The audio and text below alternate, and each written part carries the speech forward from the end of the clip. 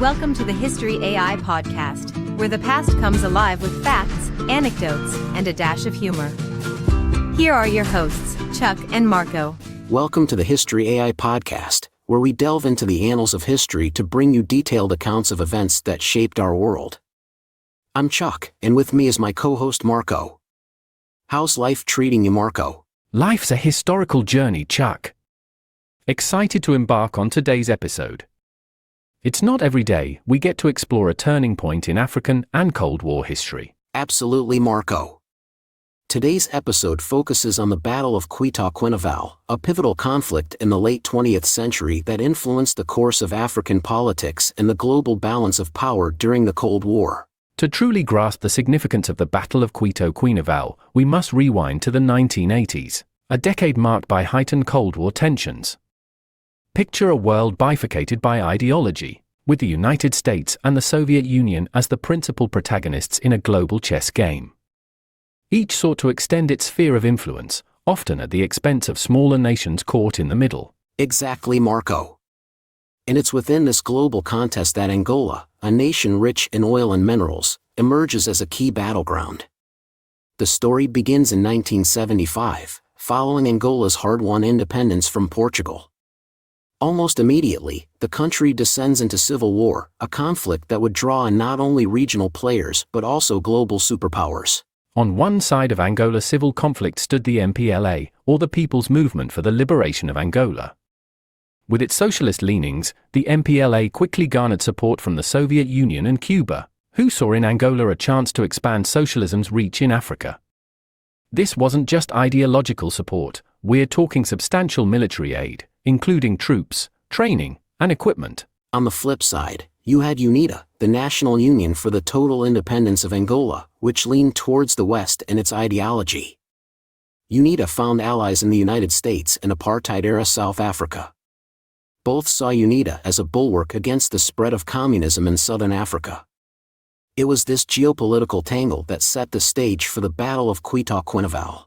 Amidst this complex backdrop, Angola became more than just a country fighting for its own identity. It became a microcosm of the Cold War, a place where the ideological battles between East and West were fought with real tanks, real guns, and real lives. The stage was set not just for a battle, but for a confrontation that would draw in neighboring countries and impact the entire region. And let's not forget the broader context here. Africa, during this period, was a continent in flux. Nations were emerging from the shadows of colonial rule, each seeking its path forward. In Southern Africa, the struggle against apartheid in South Africa added another layer of complexity to the situation.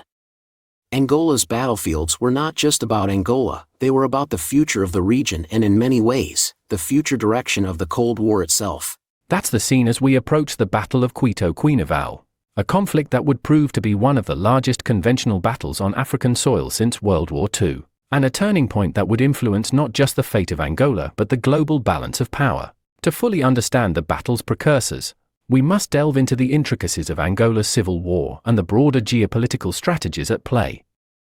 By the mid-1980s, Angola had become a crucible of conflict, reflecting the intense rivalry of the Cold War era. The MPLA, holding power in Luanda, had secured its position with substantial military and logistical support from the Soviet Union and Cuba. This backing wasn't merely symbolic, it involved thousands of Cuban soldiers and a steady flow of Soviet arms and advisors, fundamentally altering the conflict's dynamics. Meanwhile, UNITA, under the leadership of Jonas Savimbi, carved out significant territories in the Angolan hinterland, supported by a disparate coalition that included the United States, China, and most notably, apartheid South Africa. The South African Defense Force, SADF, had its own reasons for intervening in Angola, primarily to disrupt the supply lines of the African National Congress, ANC, and to curtail the spread of Soviet influence in Southern Africa. This context is crucial because it underscores the multifaceted nature of the conflict, where national, regional, and global interests intersected. The situation reached a boiling point with South Africa's Operation Modular in 1987. The operation was a direct response to the Angolan government and Cuban forces' offensive against UNITA. South Africa, fearing the domino effect of a communist victory in Angola, committed significant military resources to halt the MPLA's advance. This wasn't just a routine intervention, it was a major escalation that included advanced weaponry, thousands of troops, and the SADF's considerable military expertise. It's essential to note that Operation Modular was part of a larger South African strategy called the Total Strategy, aimed at preserving apartheid and countering perceived threats to its survival. The Angolan theater became a frontline in this broader struggle. The operation's immediate goal was to prevent the MPLA and Cuban forces from capturing Mavinga, a strategic town that served as a gateway to UNITA's headquarters in Jamba. The fall of Mavinga would have left UNITA vulnerable to a decisive blow, potentially altering the region's balance of power. The build-up to the Battle of Cuito Cuanavale saw an intense series of maneuvers, with both sides aware of the stakes. The MPLA and its allies aimed to deliver a crushing defeat to UNITA and expel South African forces from Angola, thereby securing the MPLA's dominance and potentially shifting Southern Africa's geopolitical landscape. For South Africa and UNITA, the battle was about survival and preventing the spread of communism, which they believed would have dire consequences for the region. This backdrop sets the stage for what would become the Battle of Cuito Cuanavale, a confrontation that drew in forces from across the globe and had implications far beyond Angola's borders. As both sides dug in, the stage was set for a conflict that would be closely watched by the world and would test the resolve, strategy, and endurance of all involved. As we delve into the details of the Battle of Cuito Cuanavale, it's crucial to understand the strategic layout and the series of engagements that defined this conflict. The battle can't be viewed as a single event but rather as a series of operations spanning several months, from late 1987 into early 1988. The town of Cuito Cuanavale itself, situated by the Lomba River, became the epicenter of what would evolve into a protracted and grueling standoff. The initial phase of the battle was marked by South African and UNITA forces' attempts to halt the advance of the MPLA and Cuban troops towards Mavinga. The SADF, leveraging superior mobility and firepower, including advanced artillery and air support, aimed to inflict significant casualties and disrupt supply lines.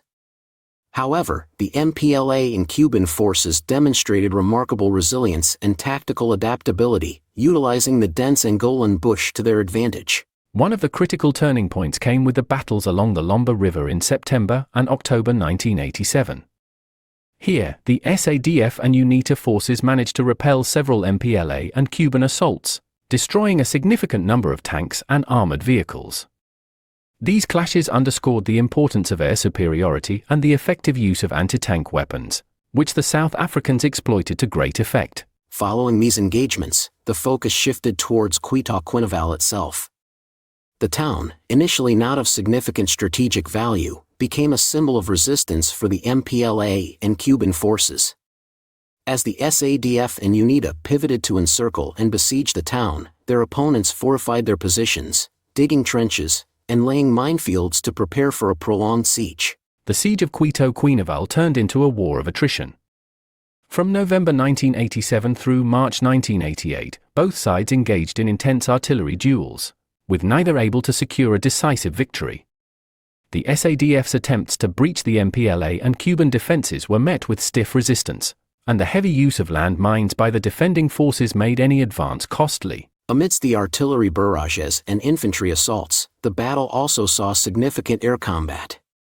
Cuban and Angolan MiG-23s clashed with South African Mirage F-1s in the skies over Cuito Cuanavale, adding another layer of complexity to the conflict. Air superiority was contested, with both sides suffering losses but preventing the other from achieving complete air dominance. The stalemate at Cuito Cuanavale was ultimately broken not by military might alone but by the realization of the conflict's futility, and the broader political dynamics at play. International pressure, coupled with the increasing costs, both human and material, led to negotiations that would pave the way for a ceasefire and the eventual withdrawal of foreign troops from Angola. The Battle of Cuito Cuanavale, therefore, was not just a confrontation of armies but a clash of ideologies, strategies, and national wills. It showcased the limits of conventional warfare in achieving political objectives and highlighted the importance of diplomacy and negotiation in resolving conflicts. Indeed, Chuck. The battle's legacy is complex, with both sides claiming victory. For the MPLA and Cuba, it was a heroic defense that prevented South Africa from achieving its objectives. For the SADF and UNITA, it was a tactical success that protected UNITA and delayed MPLA ambitions. The true outcome, however, was a shift towards peace and reconciliation, setting the stage for the end of regional hostilities and the beginning of a new chapter in Southern African history. Amidst the strategic maneuvers and the artillery barrages, the Battle of Cuito Cuanavale brought to light stories of extraordinary bravery and sacrifice. These tales of heroism spanned all sides of the conflict, showcasing the human spirit's resilience in the face of overwhelming adversity. One such story is that of Colonel Pedro Valdez, a Cuban commander who led his troops with valor and distinction. Despite the challenges posed by logistics and unfamiliar terrain, Valdez inspired his men through personal courage, often leading from the front. His leadership was instrumental in maintaining morale during the siege, and his tactical acumen helped thwart several South African advances. On the other side, Captain Philip van Dijk, a pilot in the South African Air Force, emerged as a hero for his daring sorties over enemy positions. Flying under intense anti-aircraft fire, Van Dijk's precision strikes were crucial in disrupting MPLA and Cuban supply lines. His bravery not only earned him the respect of his peers but also significantly impacted the battle's dynamics by denying the enemy critical resources. Another inspiring figure was Sergeant Kifaru Pedro, an Angolan soldier fighting alongside MPLA forces. Despite suffering serious injuries in an early engagement, Pedro refused evacuation and continued to lead his squad against South African armored columns. His actions, underpinned by an unyielding resolve, served as a rallying point for his comrades, embodying the Angolan people's determination to defend their homeland. Among the ranks of UNITA, Lieutenant Carlos Morgado's story stands out. Morgado's guerrilla warfare tactics, honed over years of conflict, enabled UNITA forces to execute effective hit-and-run attacks against a technologically superior adversary. His deep understanding of the local terrain allowed him to orchestrate ambushes that slowed the MPLA's advance, showcasing the impact of individual ingenuity in asymmetric warfare. But heroism wasn't limited to the battlefield alone. The medical personnel, often overlooked in war narratives, played a pivotal role in saving lives on all sides. Doctors and nurses worked tirelessly under harsh conditions, treating wounds and combating diseases that plagued the combatants. Their dedication to preserving life amidst destruction was a beacon of humanity in the conflict's darkest hours. These stories, and countless others like them, highlight the individual acts of bravery that define the Battle of Cuito Cuanavale. While the conflict is remembered for its strategic significance and political outcomes, it's these personal tales of courage and resilience that truly capture the battle's essence. Indeed, Chuck. The heroes of Cuito Cuanavale remind us that behind the abstract discussions of military tactics and geopolitical strategies lie the very real experiences of those who fought. Their legacies endure, not just in the annals of military history but in the lessons of bravery, leadership, and human spirit they leave behind. As we reflect on these heroic stories, let's remember the sacrifices made and the lives forever changed by the Battle of Cuito Cuanavale. It's a powerful reminder of the cost of conflict and the enduring strength of the human spirit in the face of adversity. The Battle of Cuito Cuanavale, while significant for its strategic and political implications, also bore a heavy human cost. The casualties sustained during the months-long conflict were substantial, affecting soldiers and civilians alike. The battle's toll was not just measured in the immediate loss of life but also in the long-term impact on the survivors and the broader region. Official figures regarding casualties have varied widely, reflecting the fog of war and the differing narratives each side sought to promote. However, it's estimated that thousands of lives were lost, including soldiers from Angola, Cuba, South Africa, and members of UNITA. Cuban forces, deeply involved in the conflict, suffered significant losses, with estimates running into the hundreds. The South African Defence Force, while generally more reticent about its casualty figures, also sustained considerable fatalities and injuries. Beyond the battlefield, the conflict took a severe toll on the civilian population. The fighting disrupted normal life, leading to displacement, food shortages, and the destruction of infrastructure. Landmines, laid extensively during the conflict, continued to claim lives and limbs long after the battle ended, adding to the war's legacy of suffering. The psychological impact on those who fought and lived through the battle was profound. Many veterans returned home bearing the invisible scars of war, grappling with trauma and the challenges of reintegration into civilian life. The battle survivors, military and civilian, carried with them memories of loss, resilience, and the harsh realities of conflict. The consequences of the Battle of Cuito Cuanavale extended beyond the immediate aftermath. Strategically, the battle marked a turning point in the Angolan Civil War and the broader Cold War dynamics in southern Africa. It spurred the beginning of negotiations that would eventually lead to the withdrawal of foreign troops from Angola and the independence of Namibia, a process facilitated by the UN and involving agreements between Cuba, Angola, South Africa, and the United States. Politically, the battle had a lasting impact on the region's balance of power. For the MPLA government and its allies, the ability to withstand South Africa's military might bolstered their legitimacy and strengthened their resolve. For South Africa, the conflict underscored the limitations of military intervention and contributed to a reassessment of its regional policies, paving the way for the eventual dismantling of apartheid. The Battle of Cuito Cuanavale also highlighted the international community's role in conflict resolution. The diplomatic efforts that followed the battle demonstrated the potential for negotiated settlements, even in seemingly intractable conflicts. It served as a reminder of the importance of dialogue, diplomacy, and international cooperation in addressing the root causes of war. The casualties and consequences of the Battle of Cuito Cuanavale reverberate to this day, reminding us of the complex interplay between local conflicts and global politics. The battle's legacy is a testament to the human cost of war, the resilience of those who endure it, and the enduring quest for peace and stability in a turbulent world. The Battle of Cuito Cuanavale's echoes are felt not only in the annals of military history but also in the profound societal and political transformations it triggered.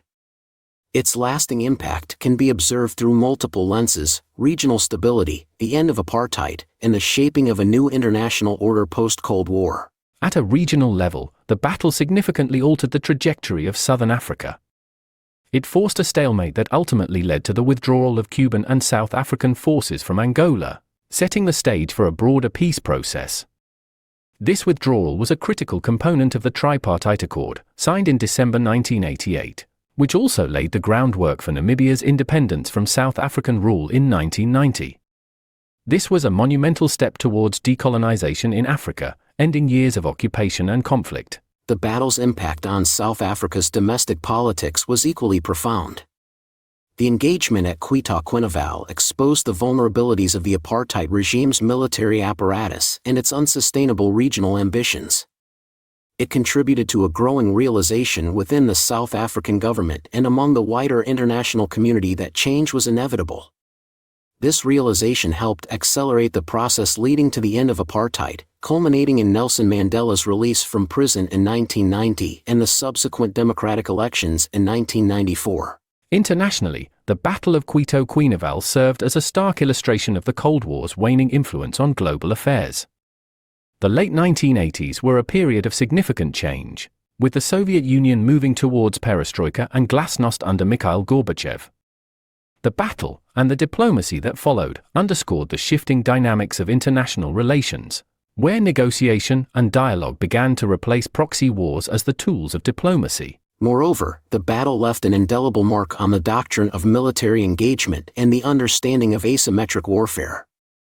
The tactics employed, the challenges encountered, and the ultimate resolution of the conflict have been studied in military academies around the world. They underscore the limits of military power in achieving political objectives and the importance of adaptability and innovation on the modern battlefield. On a more personal level, the legacy of Cuito Cuanavale lives on in the memories and stories of those who fought and those who were affected by the conflict. It serves as a reminder of the costs of war, the value of peace, and the resilience of the human spirit.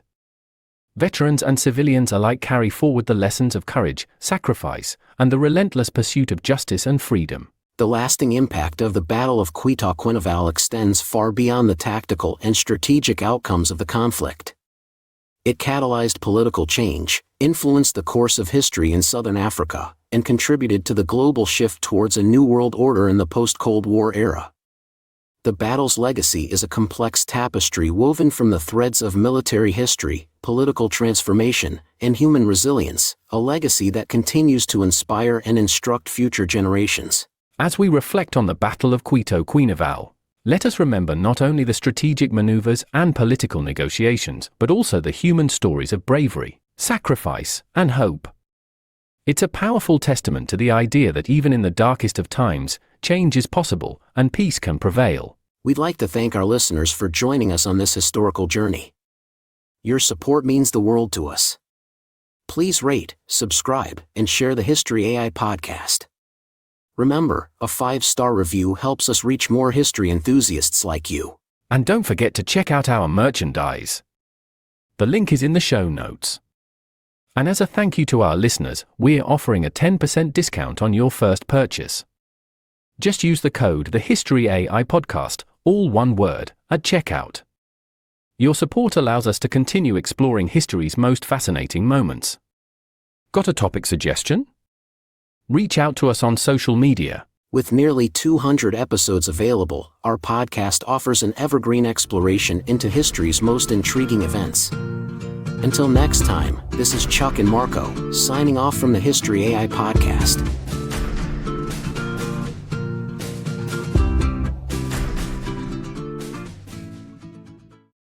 Step into the thrilling world of sports betting with The Starting Line, an introduction to sports betting. Whether you're a beginner or simply curious, this comprehensive guide takes you from the basics to the advanced. Learn to decode odds, develop winning strategies, and bet responsibly. Get your copy now and transform every game into an adventure. The Starting Line is your first step towards mastering the art of sports betting. Available on Amazon.